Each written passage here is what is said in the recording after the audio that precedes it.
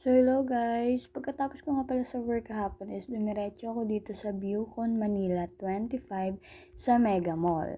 So, ayan, may entrance fee dito. As a first timer, syempre hindi ko rin naman alam na may entrance fee pala.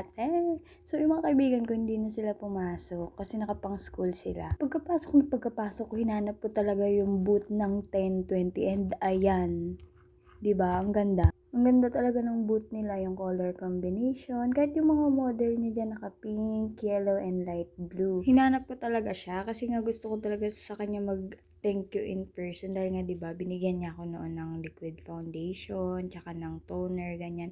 And kitang-kita naman sa video na busy pa talaga siya. So, inantay kong mawalan siya ng kausap, ganyan. Kasi nga nahihiya ako, nahihiya ako lumapit sa kanya. And then, kasi may bibigay din talaga ako sa kanyang gift. Kumbaga parang thank you gift, ganun. So, ang ginawa ko, naglibot muna ako sa ibang booth, nagtingin-tingin, ganyan. And narinig ko tong kumakanta, kaya binidyohan ko.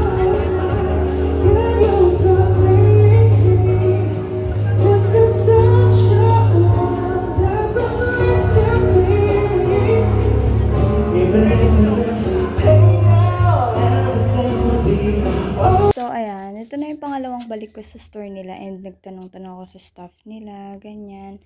About dun sa mga pa-spin, pa-games, ganyan. O saka dun sa mga bundle nila.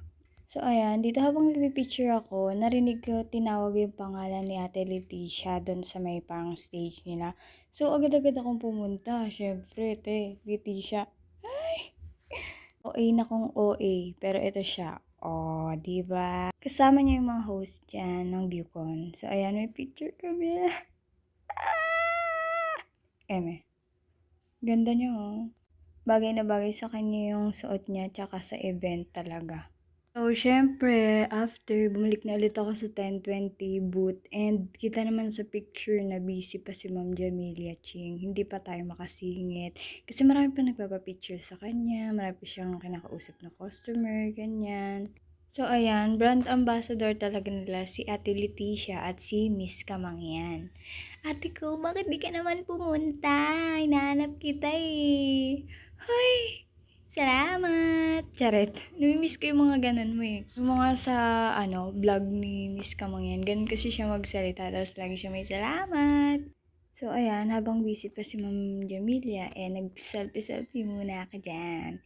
And nagpa-picture ako sa, staff nila. O, diba? Ganda. Parang iPhone yung cellphone ko dyan, hindi na. Chares. Tsaka dito sa sobrang ganda nilang salamin as a flower girl. Alam niyo naman yan. Sobrang love kong flower. And gusto ko na nga iuwi eh. Charet. So, ito yung mga tester nila. Tinry ko dyan yung blush on, yung pa-heart shape nilang eyeliner na merong left and right. Hindi mo na kailangan maguhit kasi meron na siyang naka-shape na pa-curve. So, ayan. So, after nito, nakita ko na siyang walang kausap. And then, teka, ayan, may picture na kami.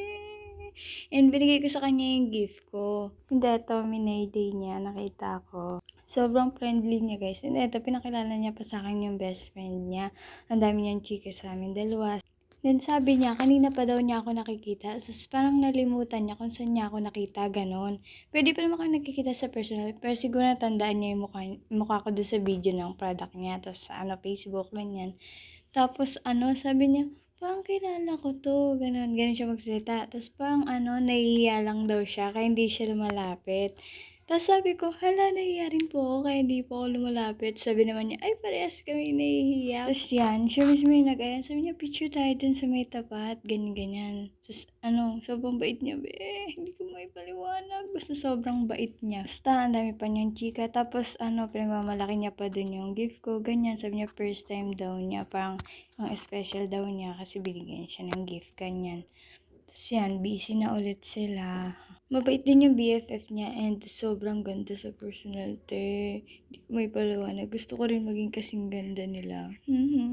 Tapos sobrang approachable nila. Ang parang friend na friend ka nila. Nawakan nila yung kamay ko. Ganyan, habang magkausap kami.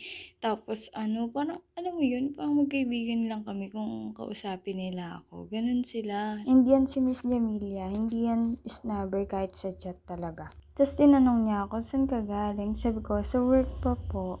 Tapos sabi ko sa kanya, hindi po ako masyadong nakapag-post nitong September sa TikTok kasi busy po ako sa study, ganyan. Tapos nagulat siya, sabi niya, ha? Study ka pa? Aaral ka, tapos nagtrabaho, part-time, tapos nag-affiliate ka pa? Wow, galing mo. Sabi niya gano'n. Sabi niya, sige, mag-aral ka mabuti para pag-graduate mo, malay mo, kunin kita sa company namin. Tapos parang napasigaw ako kasi, syempre te, ikaw ba namang, ay, may nakaabang na agad, di ba? Pero sana Lord, magkatotoo. Thank you talaga. Thank you sa blessings. And ayan, dumating na yung host sa booth nila and tinignan yung mga product nila, ganyan. Para i-present sa mga tao and i-present niya rin yung mga prices sa host tsaka yung mga product nila. And binibigyan niya talaga yung host. Social media Hermas, oh my God! Ito, oh my God, may flash on! Ano to? Flash on na rin! And I heard, kanina kasi to, Ang bestseller nila guys, yung liquid foundation, nasa 70 plus ata sa TikTok. Parang mga ganon yung price niya. And super sa pigmented at super sa waterproof yan. Di ba guys? Napatunayan ko na sa inyo yan. Alam niyo yan. Ito naman yung mga bagong labas nilang toner. May pink, blue, yellow. Yung yellow, di ba? Meron ako niyan. Yung bigay din niya. And meron din silang lotion, body wash, tsaka yung face and body serum. Guys, kung gusto niyo rin matry yung product nila, super affordable lang yan. Pwede niyo ko i-message dito sa Blue App and sa TikTok para ma-send ko yung legit link ng shop nila, ganyan, or ng product nila. So, nung mga bandang 8 p.m. na, nagpaalam na ako sa kanila na uuwi na ako, ganyan. Kasi nga, syempre, malayo pa rin, di ba? And pagod din sa work.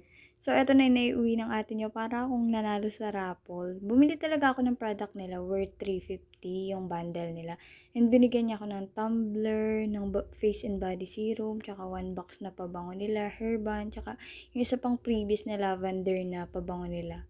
So, ayun lang. Thank you for watching. Don't forget to like, comment, and share. Bye-bye!